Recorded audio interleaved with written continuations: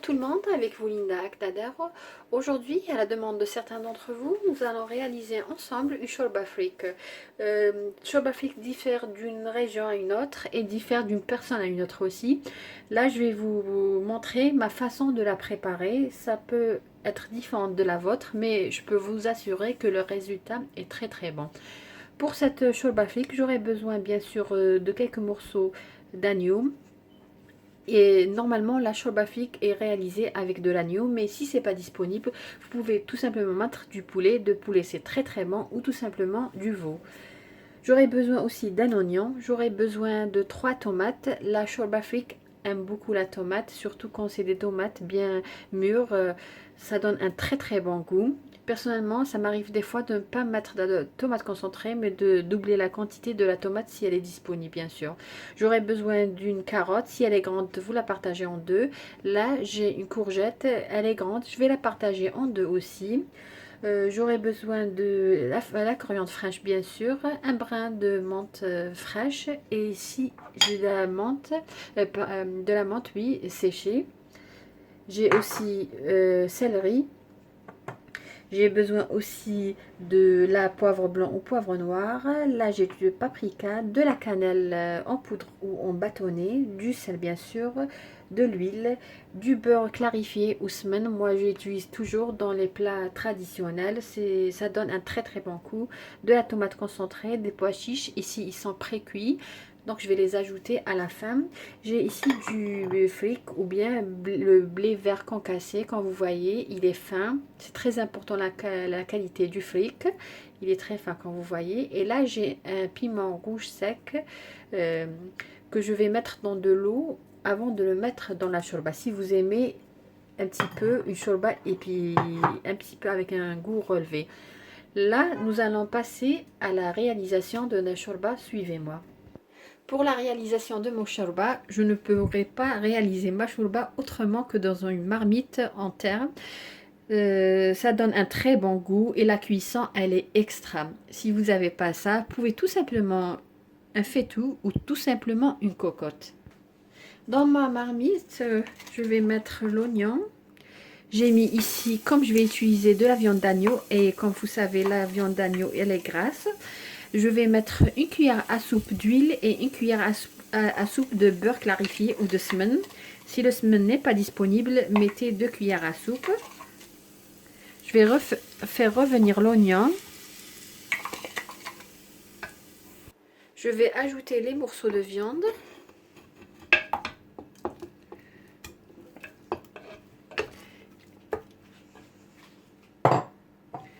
Là, j'ai pris céleri, je l'ai coupé en petits morceaux. Je vais ajouter les tomates râpées pour que l'oignon ne brûle pas. Au lieu d'ajouter de l'eau, je vais ajouter la tomate maintenant. Là, je vais ajouter la carotte et la courgette que j'ai mixé dans le hachoir.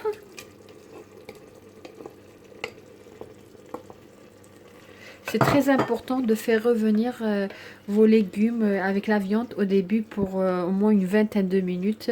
C'est très très important.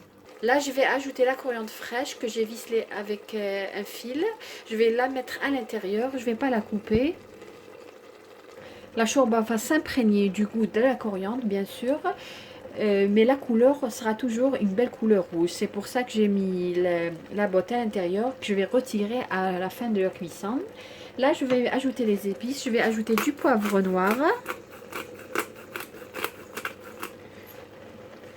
Je vais ajouter de la paprika.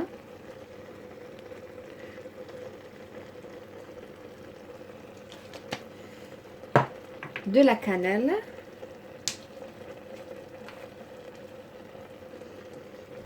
À peu près une cuillère à café, pas trop pleine. Et bien sûr le sel. Pour ce qui est de la menthe, comme je vous ai dit tout à l'heure, quand je vais ajouter l'eau bouillante, je vais ajouter le brin de la menthe fraîche. Et pour ce qui est de la menthe séchée, je vais l'ajouter à la fin. À feu doux, je vais la laisser mijoter pendant à peu près une vingtaine de minutes. Après avoir laissé revenir la shorba pendant 20 minutes, je vais ajouter la tomate concentrée, à peu près une cuillère et demie, une cuillère à soupe et demie.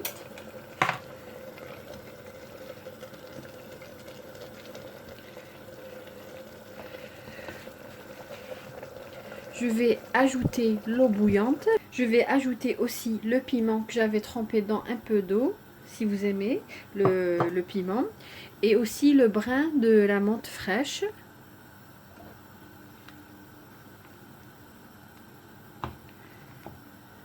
Pour ce qui est de la menthe séchée, je vais l'ajouter à la fin.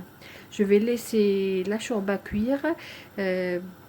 Comme il y a des gens qui mettent le fric ou le blé concassé au début, mais faites attention, des fois ça colle. Alors si vous voulez le mettre au début, il faut que ça soit à feu doux et dans une marmite ou un faitout à fond épais. Moi je vais l'ajouter maintenant. Là j'ai mis 4 cuillères à soupe de pas pleine, cuillère à soupe de blé concassé. Comme vous voyez, il est fin. C'est très important aussi la qualité du blé.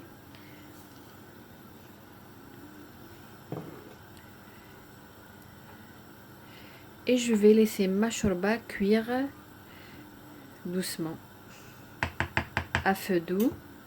C'est très important aussi. Comme je vous ai dit, une bonne shorba, il faut bien revenir les légumes et la viande au début, ainsi que l'oignon, pendant à peu près 15 à 20 minutes. C'est très important. N'ajoutez pas tout de suite l'eau. Laissez l'eau de la tomate cuire avec les autres légumes. Aussi, la tomate, c'est très important. Ça donne un très très bon goût. C'est un plus. 3 tomates, 3 jusqu'à 4 tomates. Vous pouvez mettre de belles tomates mûres. C'est mieux que la tomate concentrée. Et aussi, bien sûr, une shorba avec de la viande d'agneau, ça donne un meilleur goût. Là, je vais la laisser cuire. Pour ce qui est des pois chiches, si les vôtres ne sont pas cuits, alors mettez-les au début. Si ils sont pré-cuits comme les miens, je vais les mettre à peu près 5 minutes avant d'éteindre. Ma shorba est prête, comme vous voyez. Là, je vais retirer la tige de menthe que j'avais, de coriandre, pardon, le bouquet que j'avais mis tout à l'heure. Voilà, et ainsi que la tige de menthe que j'avais mis tout à l'heure aussi. Bon, pour le piment, je vais le laisser. Voilà.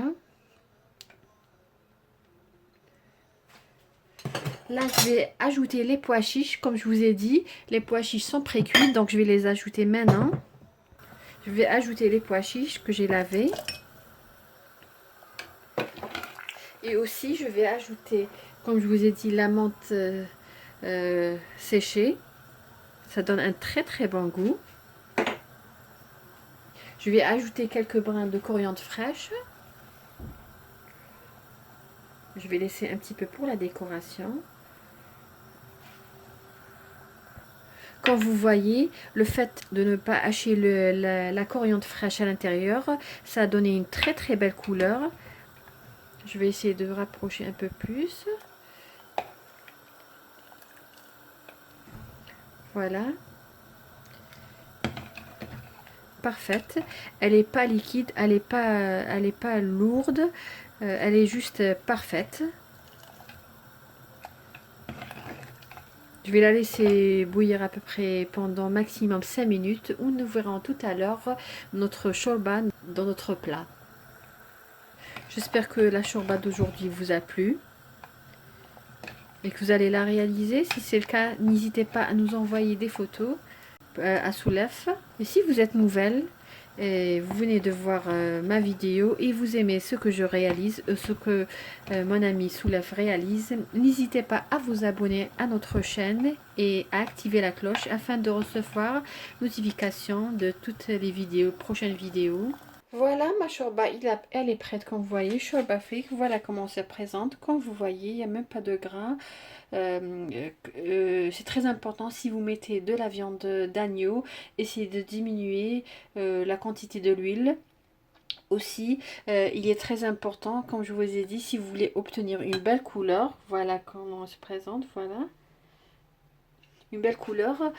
Donc mettez juste une branche, pardon, un bouquet de coriandre ficelé et par la suite enlevez-le à la fin de cuisson. Voilà comment elle se présente. J'espère que vous avez aimé la recette d'aujourd'hui. Qui dit shorba, on doit la servir avec du citron, du pain fait maison, pourquoi pas, ou tout simplement des briques ou des bourrecs. Voilà la texture. Elle est légère, elle n'est pas lourde et surtout très très bonne. Elles sont très très bonnes. Une recette que je vous recommande, que j'espère que vous allez essayer et j'espère que vous allez me rendre la réponse et me dire que vous avez aimé ma shorba d'aujourd'hui. C'est ça ma façon de la préparer. Comme je vous ai dit, ça diffère d'une région à une autre, d'une personne à une autre. Moi personnellement, je l'aime comme ça. Je la préfère de cette façon. J'espère que vous avez aimé cette recette et si vous la réalisez, comme je vous ai dit, n'oubliez pas d'envoyer vos photos à Soulef. Et si vous êtes déjà abonné, n'oubliez pas de liker ma vidéo, de me laisser un commentaire. Si vous avez des questions, n'hésitez pas, je serai toujours là pour répondre à vos questions. Sur cette shorba, je vous dis merci et à la prochaine vidéo. Merci.